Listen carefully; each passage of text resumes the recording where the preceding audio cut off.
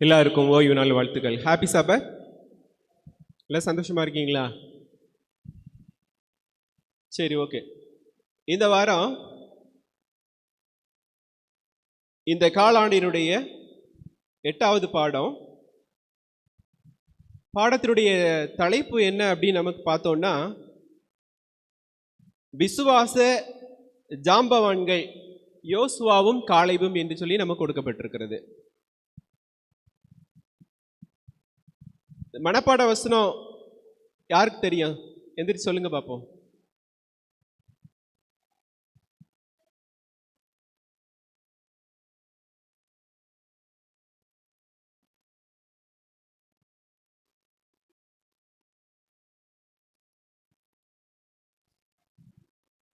Okay, ரொம்ப நன்றிம்மா.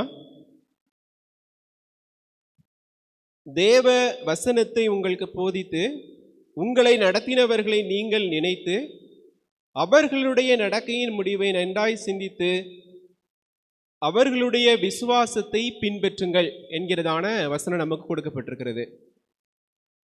தலைப்பு விசுவாச ஜாம்பவான்கள். ஜாம்பவான்கள் அப்படிங்கிற ஒரு சொல் வேதாகமத்தில் எங்கேயாவது இருக்குதா? ஜாம்பவான்கள் வேதாகமத்தில் ஜாம்பவான்கள் அப்படிங்கிற ஏதாவது ஒரு சொல் நமக்கு இருக்கிறதா? எந்த இடத்துலயாவது யாராவது வாசித்திருக்கீங்களா?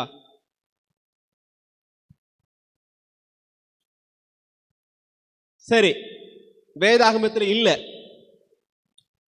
ஜாம்பவான்கள் அப்படின்னா என்ன அர்த்தம் அப்படின்னு நம்ம எடுத்துக்கலாம். என்னம்மா அனிதா மிஸ் சொல்லுங்க. சரி,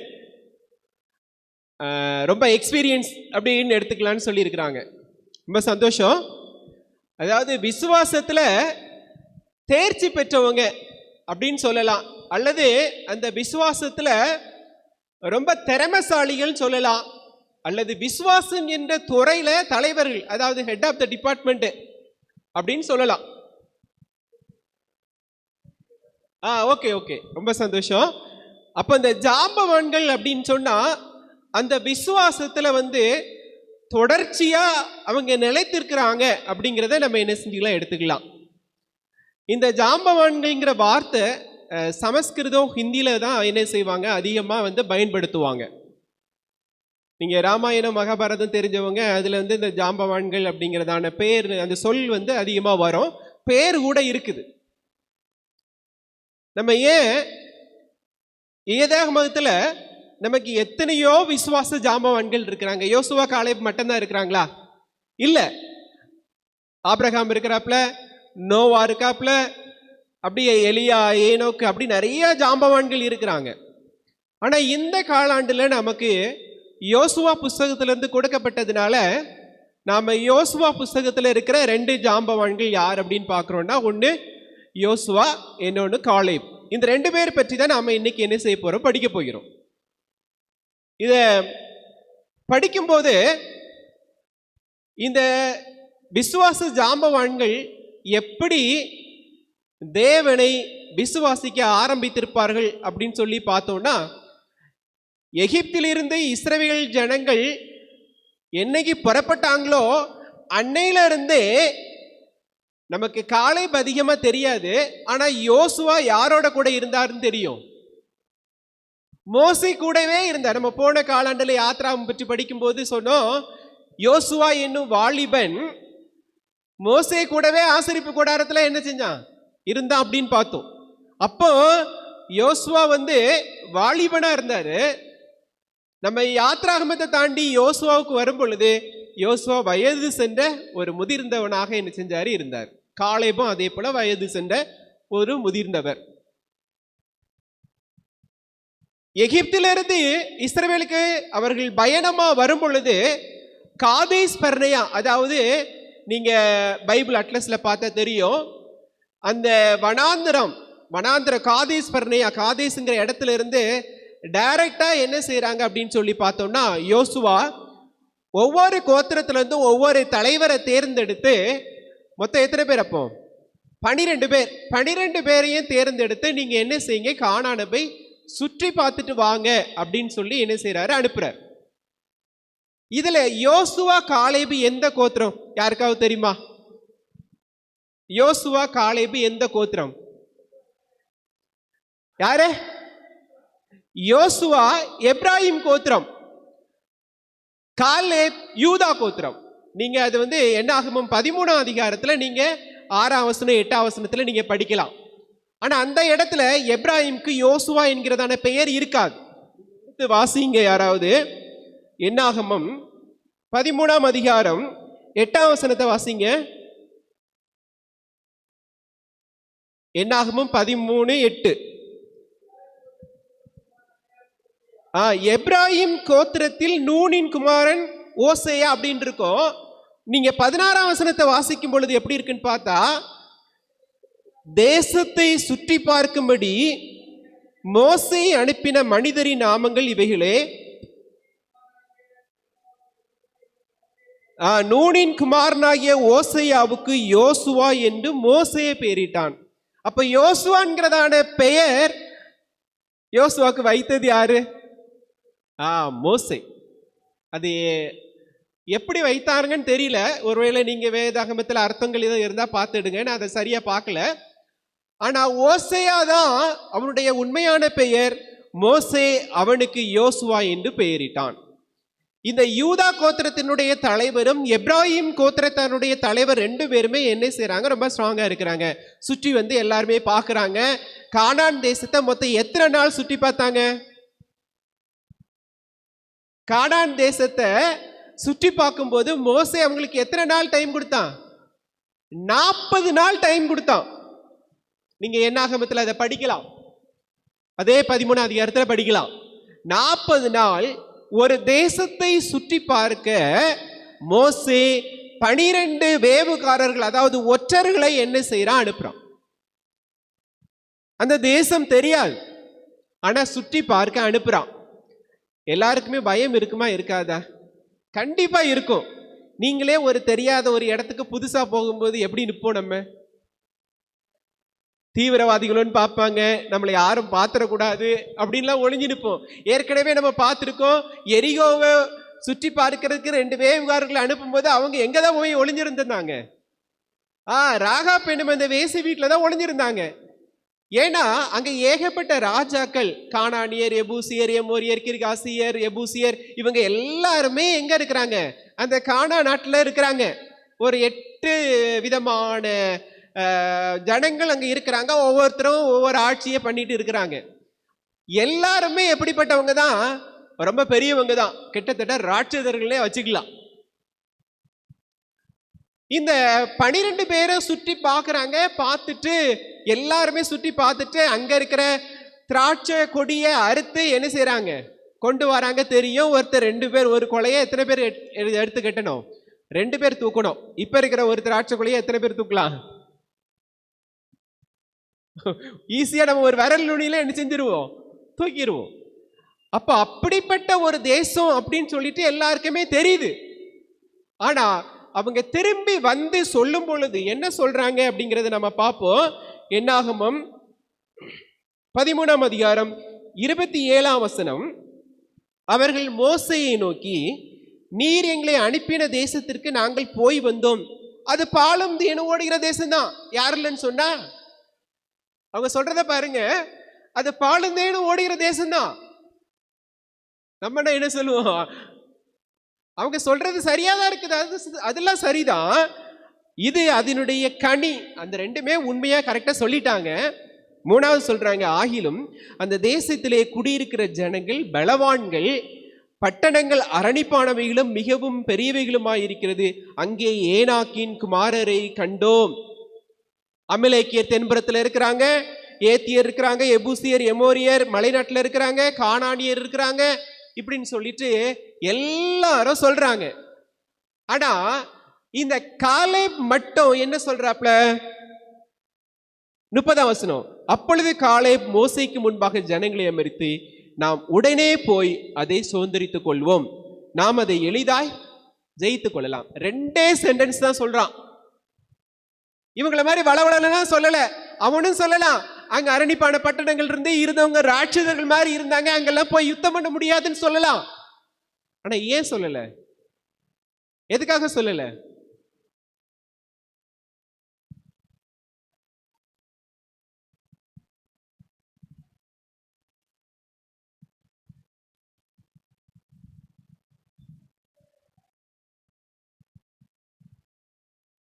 சரிம்மா, அவங்களால எதை மட்டும்தான் அறிய முடிஞ்சிச்சு? மத்த 12 பேரை எதை பார்த்தாங்க? இந்த 2 பேரை எதை பார்த்தாங்க?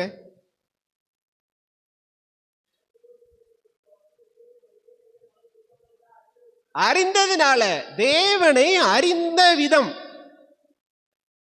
ஏற்கனவே ஆண்டவர் ஆபிரகாமுக்கு சொல்லிட்டாரு, நான் உனக்கு அந்த தேசத்தை தருவேன்.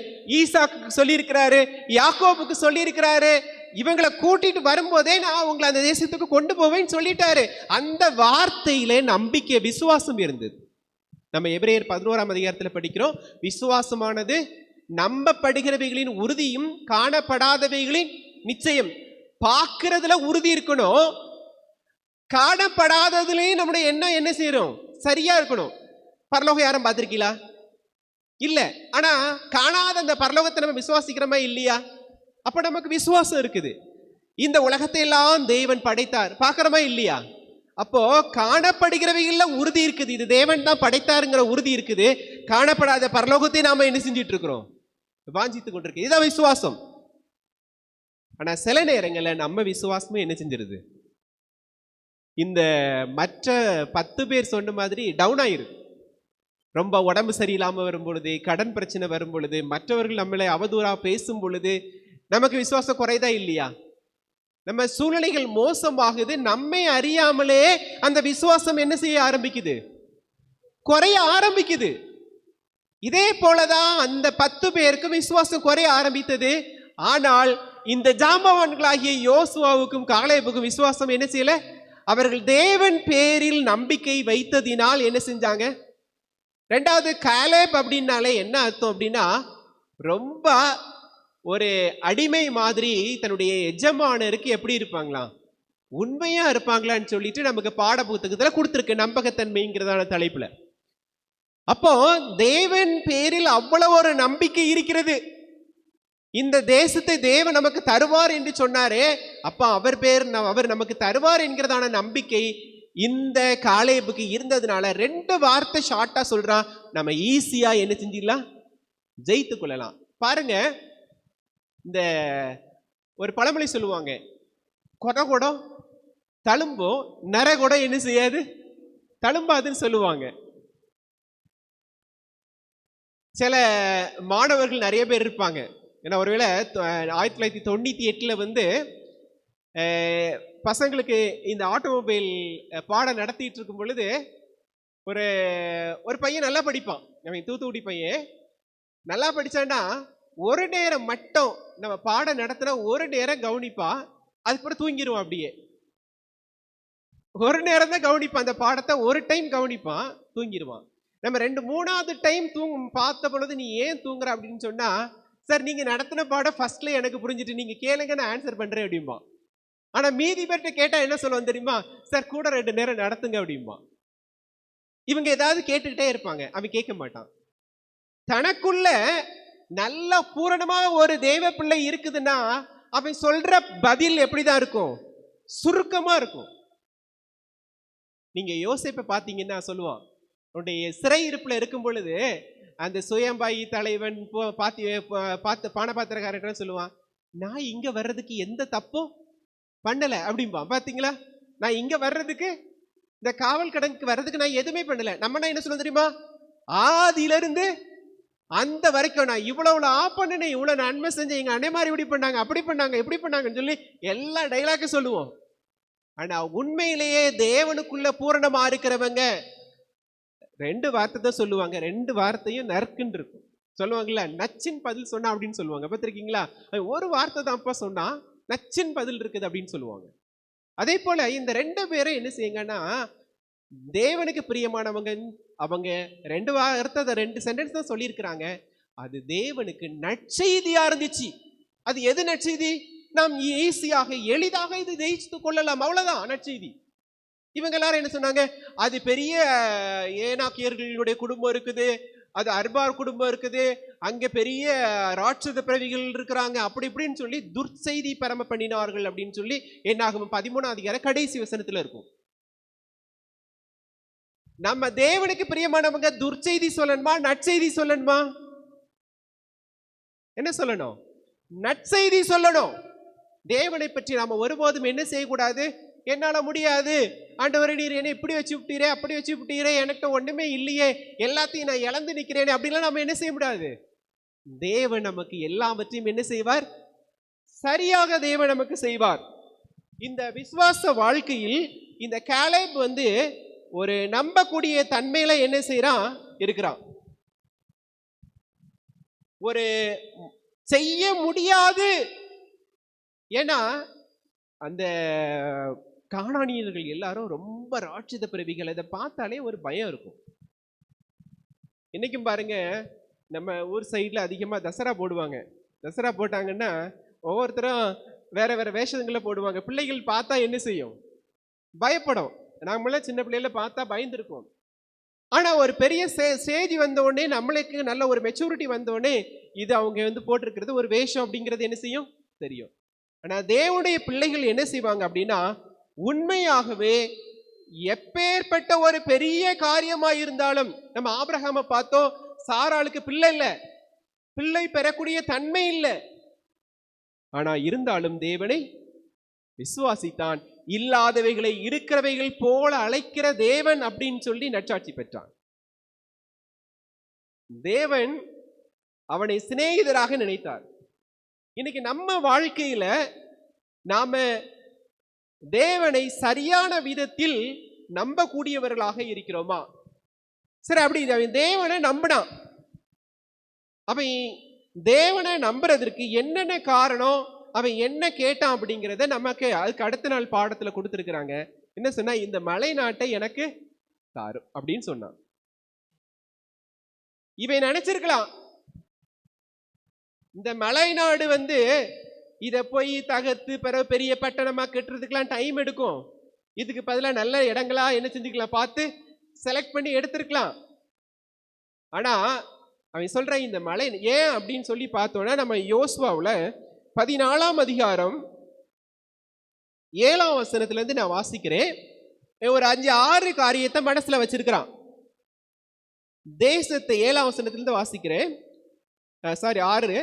அப்பொழுது யூதாவின் புத்திரர் கில்காலிலே யோசுவாவினிடத்தில் வந்தார்கள்.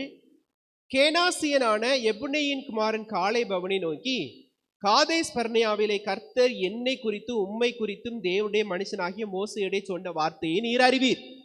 இந்த 12 பேரையும் காதேஸ் பர்னேயாவில இருந்து தான் என்ன செஞ்சாங்க, வேவு பார்க்க அனுப்பும் போது ஆண்டவர் சொன்ன வார்த்தை இதுதான், இது நீர் உமக்கு தெரியும், யோசுவாவுக்கு தெரியும் சொல்லி காலேப் சொல்றான். சொல்லும்போது சொல்றான், தேசத்தை வேவு பார்க்க கர்த்தரின் தாசனாகிய மோசே என்னை காதேஸ் பர்னேயாவிலிருந்து அனுப்புகிற போது எனக்கு 40 வயதா இருந்தது.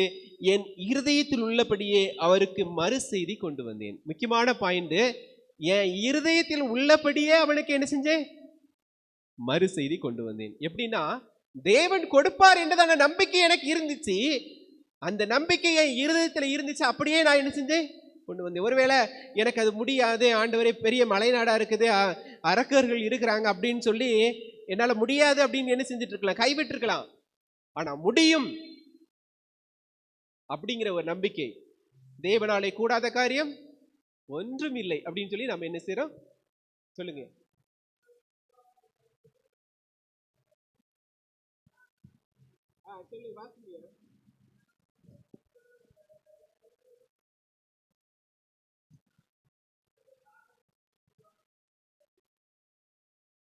என்னாகமம் 24.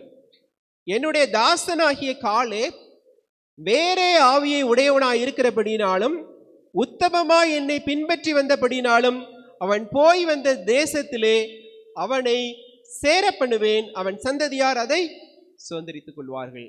தாசனாகிய காலேப் வேறே ஆவியை உடையவர். வேற ஆவினா என்னது? சரி, நம்ம சொல்ல போனா தேவனுக்கு பிரியமாய், உண்மையாய், பயபக்தியாய், உத்தமனாய் அவன் என்ன செஞ்சா வாழ முடிஞ்சிச்சு. அவ்வளவு பேரும் கலவரம் பண்றாங்க, ஆனா அதன் மத்தியிலேயே அவன் எப்படி இருக்கிறான்? என்ன இருக்கிறான்? உண்மையா இருக்கான்.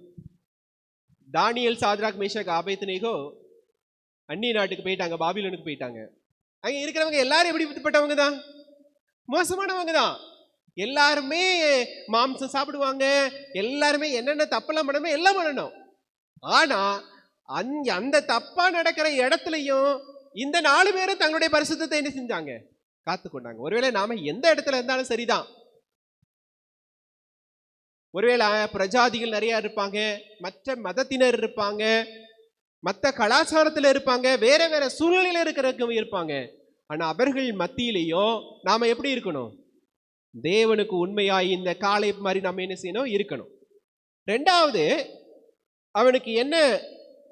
அவன் என்ன செஞ்சிருக்கிறான் அப்படின்னு பார்த்தா, யோசுவா 14:8, ஆனாலும் என்னோட கூட வந்த என் சகோதரர் ஜனத்தின் இருதயத்தை கரைய பண்ணினார்கள். அந்த 10 பேரும் அவிசுவாசம், அதாவது துர்ச்செய்தியை கொடுத்தாங்க. நானும் என் தேவனாகிய கர்த்தரை உத்தமமாய் பின்பற்றினேன். அவன்கிட்ட உத்தமம், உண்மை இருந்திருக்குது. அதனாலதான் சொல்றான், நான் என் ஆண்டவரை நான் உண்மையா என்ன செஞ்சேன்? உத்தமமா பின்பற்றினேன். யாராவது நம்ம இப்படி சாட்சி சொல்ல முடியுமா? நிறைய பேர் சொல்றாங்க, கேன்சர்ல இருந்து உங்க ஆண்டவர் சரி பண்ணுவாரா அப்படின்னு கேட்கிறாங்க.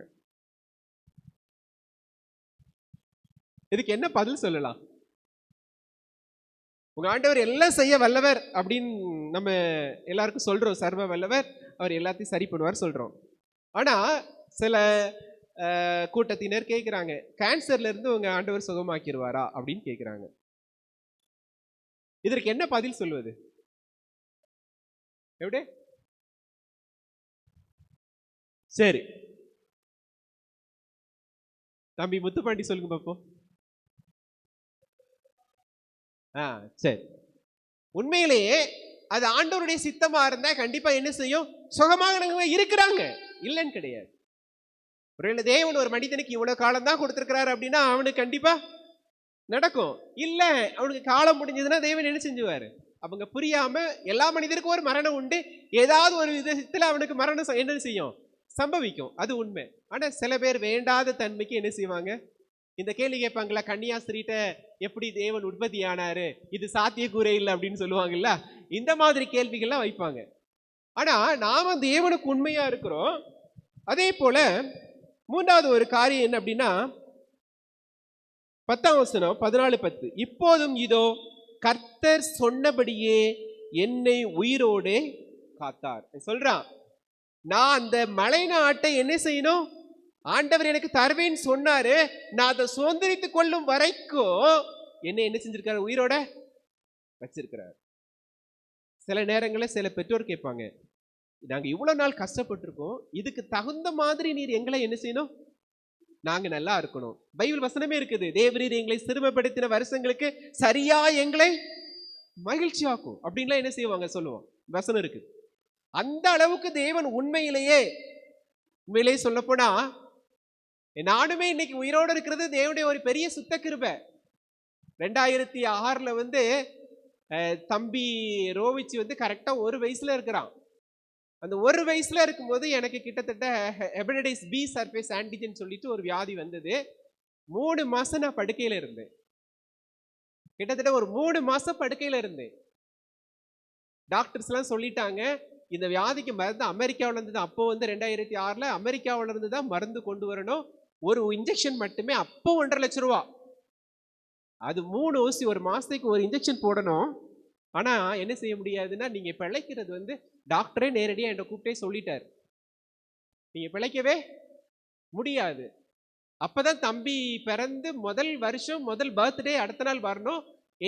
நான் சேலத்துல இருந்தேன், அங்க இருந்து என்னைய கூட்டிட்டு வந்துட்டாங்க. ஊருக்கு கூட்டு வரும்போது எங்க பக்கத்துல நெய்வலன்னு சொல்லி ஒரு ஊர் இருக்குது, ஒரு சித்தா டாக்டர், அவர் இப்ப இறந்துட்டாரு. அங்க மஞ்சக்காமலைக்கு, இது ஒரு மஞ்சக்காமலை மாதிரி, ஹெபடைட்டிஸ் பி சர்ஃபேஸ் ஆன்டிஜன் சொல்லிட்டு, சரியா கரெக்டா அந்த ஊருக்கு நாங்க காலையில எல்லாரும், ஏன்னா நான் கிட்டத்தட்ட அதுக்கு முன்னாடி 21 நாள் நான் தூங்கல. அந்த இது காமலை வந்தது பிறகு 21 நாள் நான் தூங்கல. எங்க பாப்பாவுக்கு அப்போ கரெக்டா 3 வயசு, ஸ்ரேனிஷாவுக்கு. நான் அப்படி தூங்காம இருக்கும் பொழுது இனிய முந்தின நாள் நைட்டு நான் ஒருவேளை நேரம் ஆயிராம நான் சீக்கிரத்துல சொல்லி முடிச்சிடுறேன்.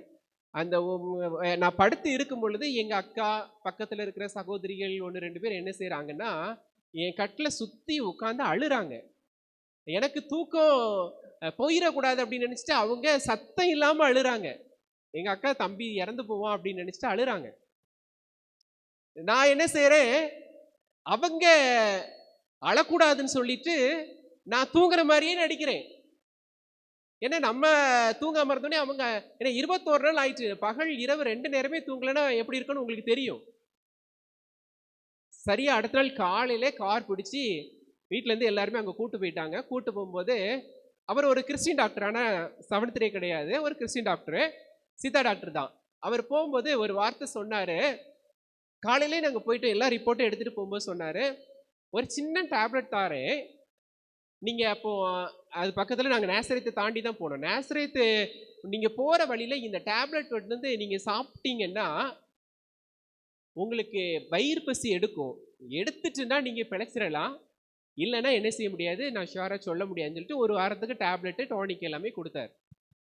உண்மையிலே அது ஒரு பெரிய, ஏன்னா எல்லாரும் அன்னைக்கு தான் தம்பிக்கு பிறந்த நாள், ரோவிச்சிக்கு பிறந்த நாள், அக்டோபர் 16.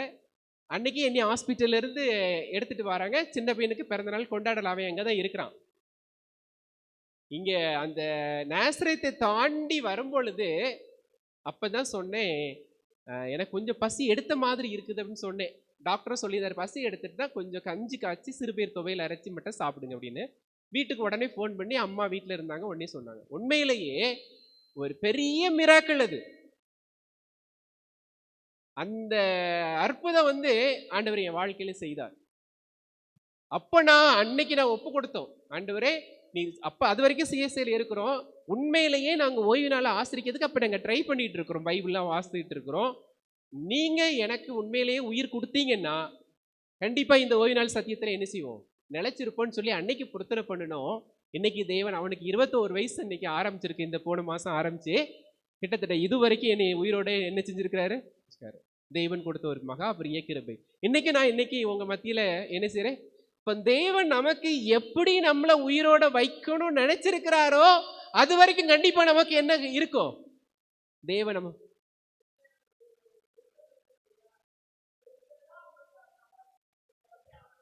ஆண்டவர் நம்மள என்ன செஞ்சிருக்காரு, சுகம் கண்டிப்பா அற்புதம் செய்வார். நிறைய அற்புதம் செஞ்சிருக்கிறார். தேவனை போல ஒரு தேவன் நமக்கு இந்த உலகத்துல இல்ல, நாமெல்லாம் உண்மையிலே கொடுத்து வச்சவங்க. அடுத்தது பாருங்க, 4வது என்ன அப்படின்னா, அந்த 10ஆம் வசனம் வாசிக்கிறேன்.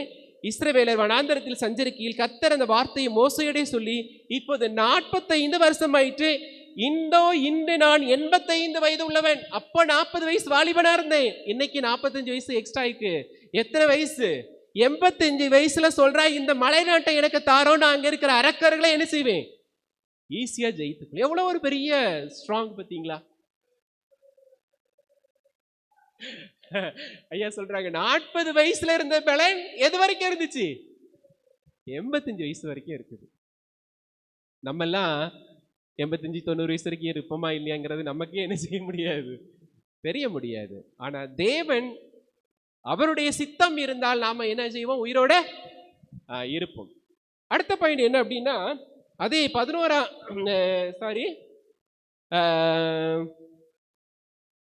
12ஆம் வசனத்தை அதனுடைய கடைசி பகுதி நான் வாசிக்கிறேன்.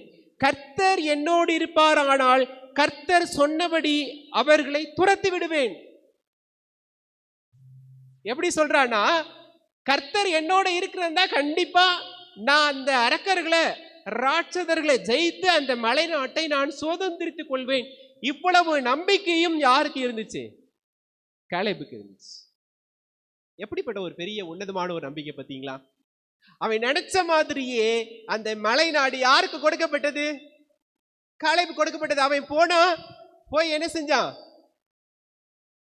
அங்க இருக்கிறவர்களை என்ன செஞ்சான், யுத்தம் பண்ணினா, அதை என்ன செஞ்சான், ஜெயித்தான். அந்த இடத்திற்கு எபிரோன் என்று பெயர். எபிரோன் கீரியாத் அர்பா அப்படிங்கிற பெயர்ல என்ன செஞ்சிச்சு, இருந்துச்சு. ஏன்னா அர்பா தான் அந்த பட்டணத்துக்கு தலைவர். ஸோ கீரியாத் அர்பானா இன்னொரு பேர் சொல்றாங்க, அது புத்தகங்களின் பட்டணம். அதுக்கு என்ன பேரா? கீரியாத்தினாலே பட்டணம், அதுக்கு கீரியாத் அர்பான்னா புத்தகங்களின் பட்டணம்ங்கிற பேரா. சரி, இது மட்டும் இல்ல, நம்ம எப்ரோன் பற்றி பார்த்தோம்னா நிறைய இருக்குது. எப்ரோன்ல முதல்ல ஆண்டவர் சொன்னாரு, எப்ரோன்ங்கிற மம்ரேங்கிறதான சமபூமியை தான் ஆண்டவர் உனக்கு கொடுப்பேன்னு சொன்னாரு. அங்க சாரால என்ன செஞ்சாங்க? அடக்கம் பண்ணாங்க.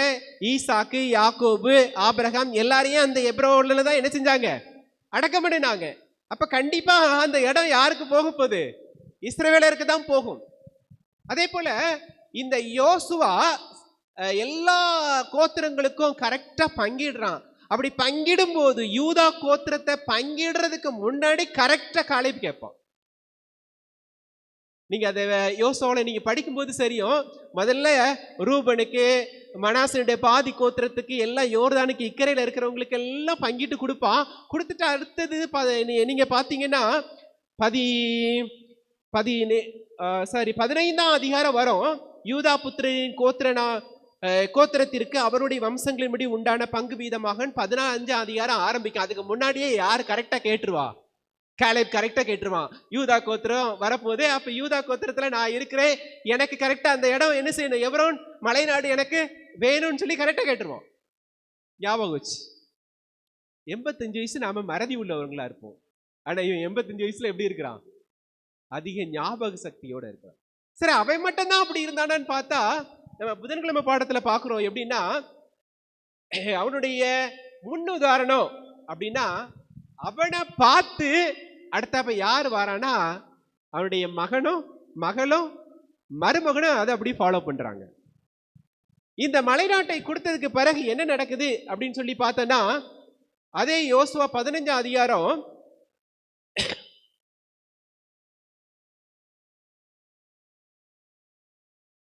16ல இருந்து நான் வாசிக்கிறேன். கீரியாத் செப்பேரை சங்காரம் பண்ணி பிடிக்கிறவனுக்கு என் குமாரத்தியாகி அக்சாலை விவாகம் பண்ணி கொடுப்பேன் என்று காலேப் சொன்னான்.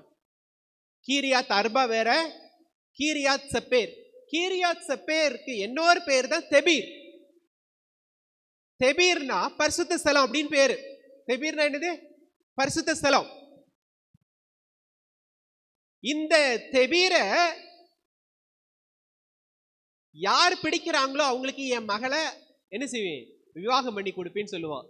அதே அவனுடைய தம்பி மகனே என்ன செய்வான், ஒத்னியேல் அந்த தெபீரை என்ன செய்வான், பிடிப்பான். பிடிச்சு அதே போல அந்த யோசுவா காலேபனுடைய மகளை ஒத்னியேலுக்கு என்ன செய்வான், விவாகம் பண்ணி கொடுத்துருவான்.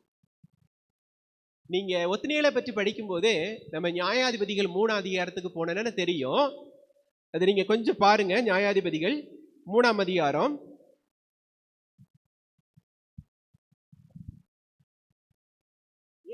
7ஆம் வசனத்திலிருந்து வாசிக்கிறேன். இப்படி இஸ்ரவேல் புத்திரர் கர்த்தரின் பார்வைக்கு பொல்லாப்பானதை செய்து தங்கள் தேவனாகிய கர்த்தரை மறந்து பாகால்களையும் தோப்பு விக்கிரங்களையும் சேவிக்கிற போது கர்த்தர் இஸ்ரவேலின் மேல் கோபம் உண்டவராகி அவர்களை மெசொப்பொத்தாமியாவின் ராஜாவாகிய கூசான் ரிசதாயிமின் கையிலே விற்று போட்டார். இப்படியே இஸ்ரவேல் புத்திரர் கூசான் ரிசதாயிமை 8 வருஷம் சேவித்தார்கள். இஸ்ரவேல் புத்திரர் மறுபடியும் தப்பு பண்றாங்க. ஆண்டவர் மெசொப்பொத்தாமியா ராஜா கையில என்ன செய்யறாரு, விட்டு போட்டாரு. அவங்க 8 வருஷம் அந்த ராஜாவை சேவிக்கிறாங்க. திரும்ப 9ஆம் வசனம், இஸ்ரவேல் புத்திரர் கர்த்தரை நோக்கி கூப்பிட்ட போது கர்த்தர் இஸ்ரவேல் புத்திரரை ரட்சிக்கும்படி காலேபின் தம்பியான கேனாசுடைய குமாரனாகிய ஒத்னியேல் என்னும் ஒரு இரட்சகனை அவர்களுக்கு எழும்ப பண்ணினார். அப்போ அந்த ஒத்னியேல் காலேபினுடைய மருமகன் அதை ஜெயித்து 40 வருஷம் இஸ்ரவேலை என்ன செஞ்சான், நியாயாதிபதியாக அரசாண்டான். ஒரு முன்னுதாரணம். காலேபுடைய சந்ததி எப்படி வருது பார்த்தீங்களா? இன்னைக்கு நாம தேவனுடைய பிள்ளைகளா இருக்கோம், நாம ஊழியக்காரரா இருக்கோம், நாம சத்தியத்தை தெரிஞ்சவங்களா இருக்கோம். நாம சொன்ன சத்தியம் நம்முடைய பிள்ளைகள் இன்னைக்கு சொல்லுதா? நம்ம இன்னைக்கு அதுக்கு முன்னுதாரணமா நாம இருக்கிறோமா? நம்ம எப்படி ஓய்வு நாளை ஆசரித்தோம் அதே போல நம்முடைய பிள்ளைகள் இப்பொழுது ஆசரிக்கிறதா? அல்லது இந்த உலக வழக்கத்தின்படியே மாறுகிறார்களா? தேவனுக்கு நாம ஆரம்பத்தில் எப்படி இருந்தோம் அதே போல இன்னைக்கு வருகிற நம்முடைய தலைமுறைகள் எப்படி வருகிறதா? அன்னைக்கு ஆலயத்துக்கு ஓடி வந்திருப்போம் சீக்கிரமா, இன்னைக்கு நம்ம பிள்ளைகள் வருகிறதா? அன்னைக்கு யாரை பார்த்தாலும் சொல்லியிருப்போம் சத்தியத்தை, இன்னைக்கு சொல்றோமா அப்படின்னு பார்த்தோம்னா இன்னைக்கு உண்மையிலேயே ரொம்ப கம்மி. ஆனா காலேபனுடைய சந்ததி உண்மையிலேயே தேவனுக்கு பிரியமா அவன் எப்படி இருந்தானோ அப்படியே அந்த சந்ததி என்ன செய்து வருது. அதே போல அவளுடைய மகளும் கேட்கிற, அப்பா எனக்கு மலை நாட்டை மட்டும் தராதீங்க, பக்கத்துல எதெல்லாம் தாங்க, நீர்ப்பாய்ச்சலான இடத்தெல்லாம் தாங்கன்னு சொல்லி கேட்கிறா. அதையும் என்ன செய்யறான், கொடுக்குறான். அதையும் நம்ம பார்த்தோம். சோ காலேப் தேவனுக்கு நம்பிக்கையா இருந்தான். அவன் கேட்டதை தேவன் அவனுக்கு கொடுத்தார். அப்ப அவன் எப்படி பக்குவம் உள்ள மனுஷனா இருந்தான், அவனுடைய சந்ததியும் எப்படி தேவனுக்கு பிரியமா அவன் கொண்டு வந்தாங்கிறதையும் பார்க்கிறோம். நாமளும் நம்முடைய தலைமுறையை கொண்டு வருகிறோமா அப்படி, அல்லது தலைமுறைகள் மாறி வருகிறதா, தேவனுக்கு பிரியமா இருக்கிறதா, தேவனுக்கு பிரியம் இல்லாம இருக்கிறதா அப்படிங்கிறதை நாம என்ன செய்வோம், ஆராய்வோம். இன்னொரு விசுவாச ஜாம்பவான் அடுத்தது யாரை பார்க்கிறோம் அப்படின்னா யோசுவா. நம்ம காலேபை பற்றி பார்த்தோம் 3 நாள் பாடத்துல.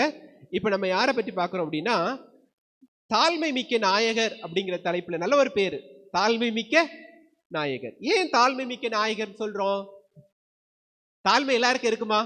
தேவன் பெருமை உள்ளவர்களுக்கு எதிர்த்து நிற்கிறார், தாழ்மை உள்ளவர்களுக்கோ கிருபை அளிக்கிறார்.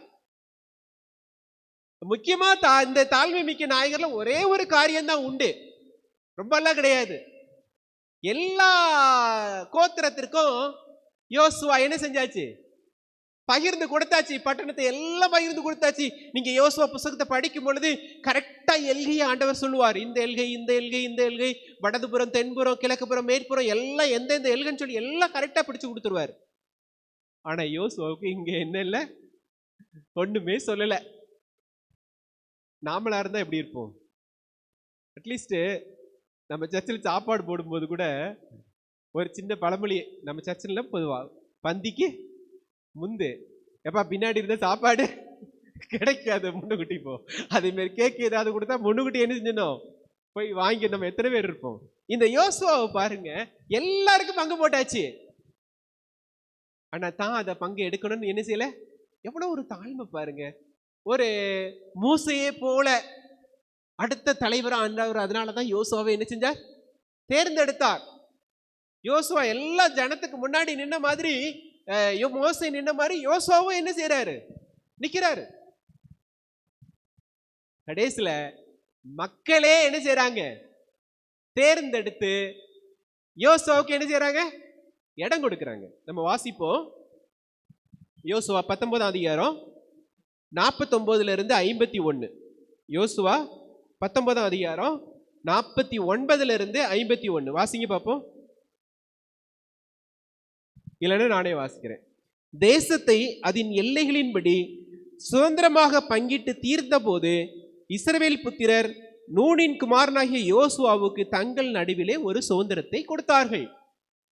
எப்ராஹிமின் மலை தேசத்தில் இருக்கிற திம்னாத் சேரா என்னும் அவன் கேட்ட பட்டணத்தை அவனுக்கு கர்த்தருடைய வாக்கின்படியே கொடுத்தார்கள். அந்த பட்டணத்தை அவன் கட்டி அதிலே குடியிருந்தான். எல்லாருமே பிளான் பண்ணி திம்னாத் சேராங்கிற ஒரு பட்டணத்தை கொடுக்கறாங்க.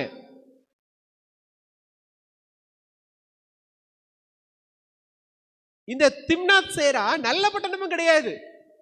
ஏற்கனவே யுத்தத்துல அது எப்படி இருந்துச்சு, நொறுங்கி போய் இருந்துச்சு.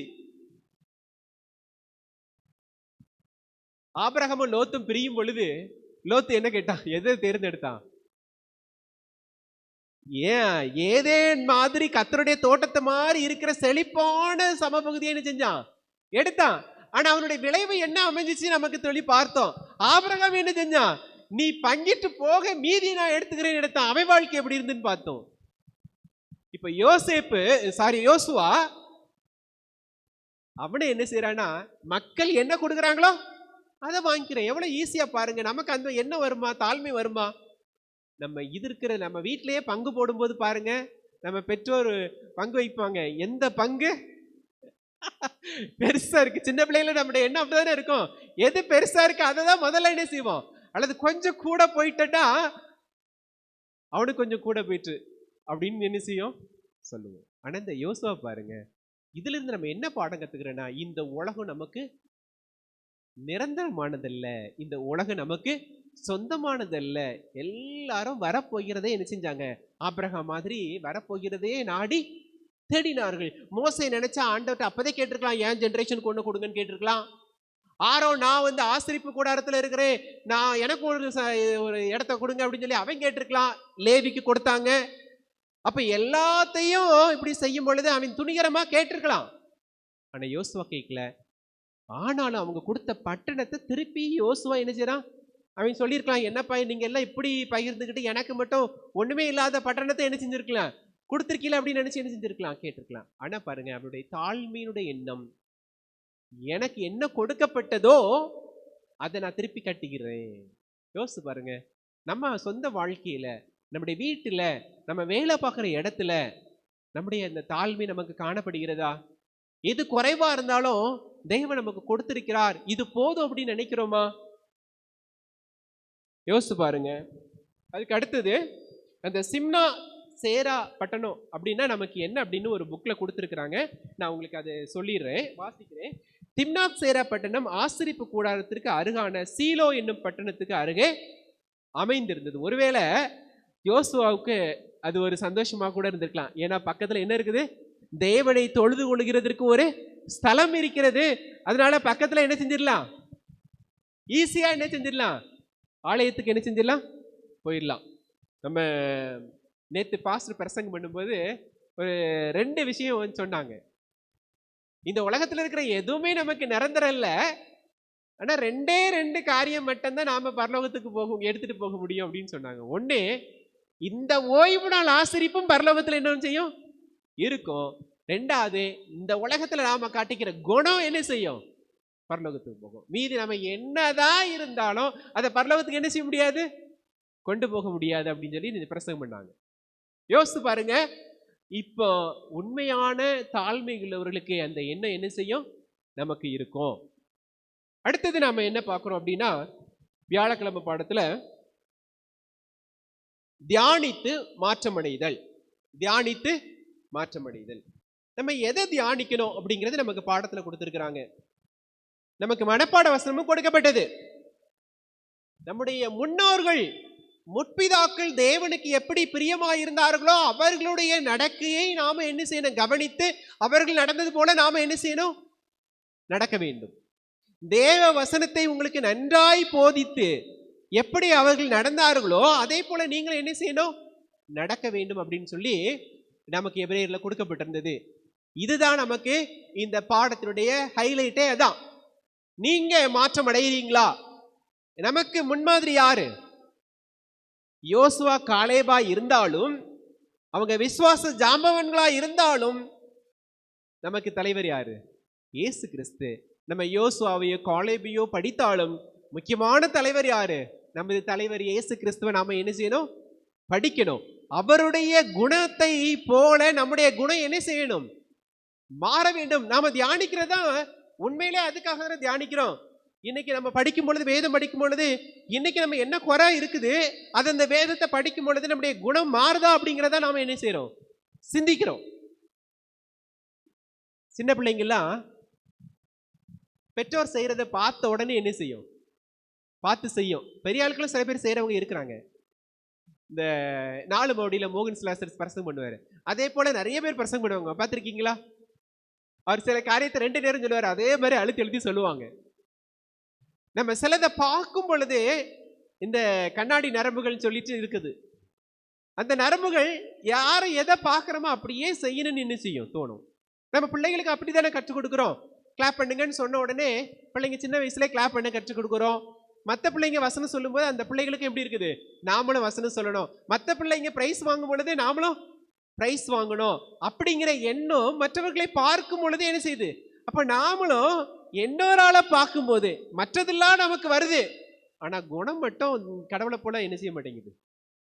கடவுளை பார்க்குறோம், மற்றதெல்லாம் வாங்கணும், அடுத்தவங்க வீடு கட்டிட்டாங்கன்னா நம்ம வீடு கட்டணும், கார் வாங்கினா நம்ம கார் வாங்கணும், தோட்டம் வாங்கணும்னு வருது. ஆனா இயேசுவை போல சிந்திக்கும் போது இயேசுடைய குணம் மட்டும் நமக்கு என்ன செய்ய மாட்டேங்குது. அதுக்கு தான் நம்ம என்ன செஞ்சுட்டு இருக்க வேண்டி இருக்குது, நம்ம முக்கியமான தியானம் என்ன செய்ய வேண்டி இருக்குது, நம்ம செய்ய வேண்டி இருக்குது. அதுக்குதான் ரோமருக்கு பவுல் எழுதுறாரு, அப்படி இருக்க சகோதரரே, நீங்கள் உங்கள் சரீரங்களை தேவனுக்கு பிரியமான நன்மையும் ஜீவ பலியாக ஒப்பு கொடுக்க வேண்டும் என்று உங்களை வேண்டிக் கொள்கிறேன். இதுவே நீங்கள் செய்யத்தக்க புத்தியுள்ள ஆராதனை. நீங்கள் இந்த உலகத்திற்கு ஒத்த வேஷம் தெரியாமல் தேவனுடைய நன்மையும் பிரியமும் பரிபூர்ணமான சித்தம் என்னதென்று பகுத்தறியத்தக்கதாக உங்கள் மனம் புதிதாகிறதுனால என்ன செய்யணும்? உங்களுடைய குணம் மாறி மறுரூபமாக கூடிய அளவுக்கு நீங்கள் என்ன செய்யணும்? மாற வேண்டும் என்று சொல்லி என்ன செய்யறோம்? படிக்கிறோம். கடைசியா நம்ம ஒரு வசனத்தை வாசித்து முடிப்போம். 2 கொரிந்தியர் 3ஆம் அதிகாரம் 18ஆம் வசனத்தை நம்ம வாசிப்போம். 2 கொரிந்தியர் 3ஆம் அதிகாரம் 18ஆம் வசனம்.